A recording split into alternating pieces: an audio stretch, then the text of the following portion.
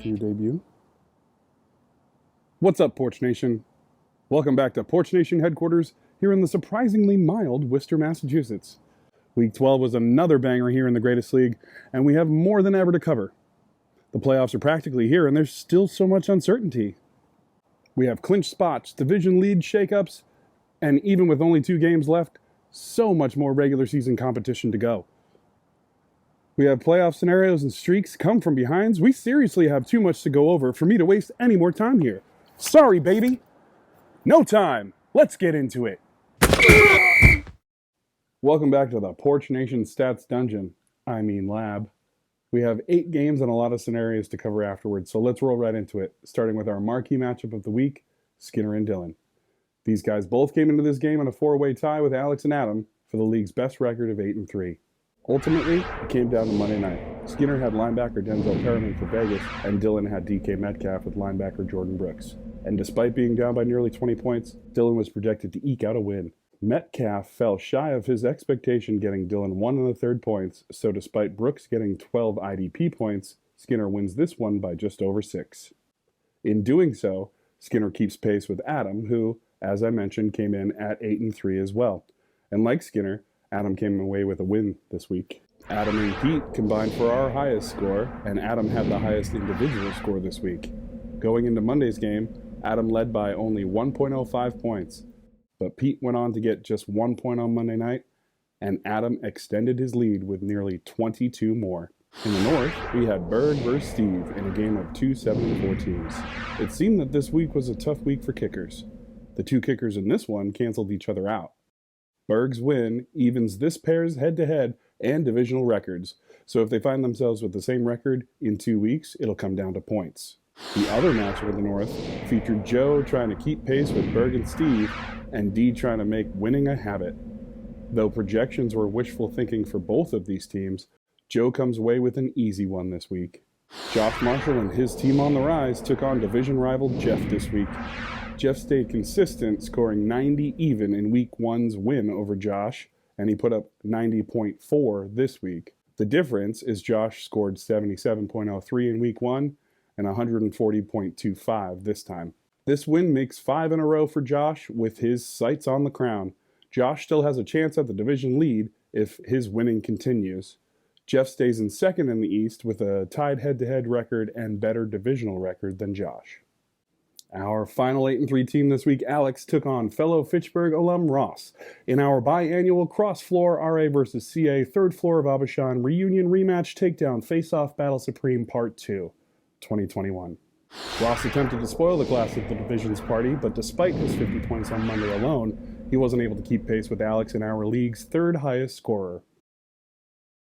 Josh Steinberg and I faced off in the battle to remain relevant in the wildcard race. Steindog beat his projection by a few.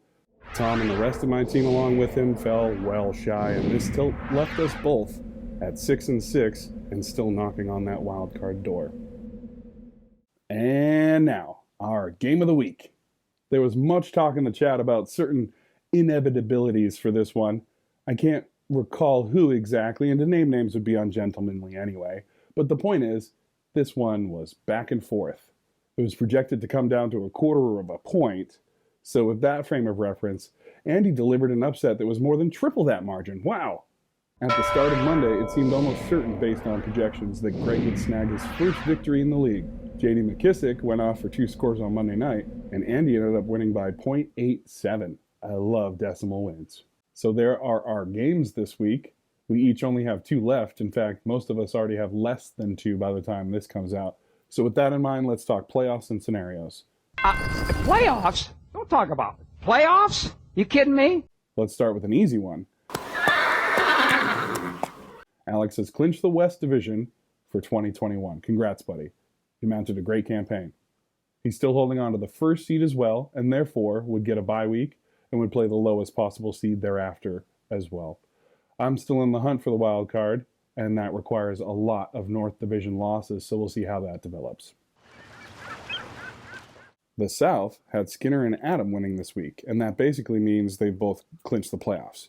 There is mathematically a chance that only one of them goes, but it's pretty unlikely now. The division win will likely come down to their head-to-head in Week 14, so watch for that. In the East, Dylan so far has had a sizable division lead, and now there's an outside chance that he could lose it. If Jeff wins out and Dylan loses out and Josh loses this week, Jeff can actually take the division. If Josh wins out and Dylan loses out, Josh still needs more total points, but he could win in that scenario. If Dylan wins out or Jeff and Josh each lose one of their last 2 games, then Dylan clinches the division. And finally, in the North, we've had a lot of shuffling in the top 3 spots this season. The final few weeks here don't project to look any different. Berg, Joe, and Steve all have win out and get in scenarios, except that Steve also needs help from some Berger losses. Joe and Berg play in Week 14, so that's already built in. This division also currently owns the path to our second wild card spot. And that's all I have to say about that. Hi there, I'm Dan Patrick. And I'm Kenny Mayne. With the first 7 months of the basketball postseason out of the way, the playoff picture is now starting to emerge. So with last night's victory over Boston, next week the Bears must beat Indianapolis in order to advance to Charlotte. That's in an effort to reduce their magic number to 3. Right, and then the Bears can advance to the National Eastern Division North to play Tampa. So if the Bears beat Detroit and Denver beats Atlanta in the American Southwestern Division East Northern, then Milwaukee goes to the Denslow Cup. Unless Baltimore can upset Buffalo and Charlotte ties Toronto, then Oakland would play LA and Pittsburgh in a blind choice round robin. And if no clear winner emerges from all this, a 2-man sack race will be held on consecutive Sundays until a champion is crowned. Here is the playoff picture for the greatest league as of the end of Week 12. And it's basically all the stuff you just heard, making me further and further irrelevant. Money please. Money, money, money, money, money, money, money.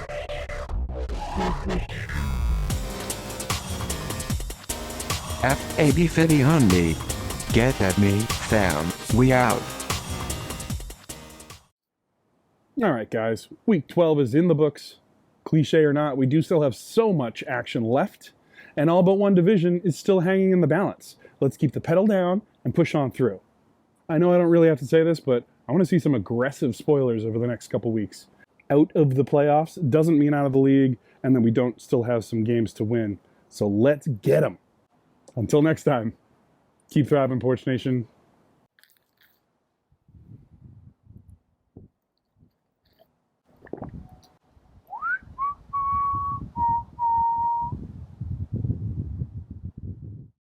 Bloop.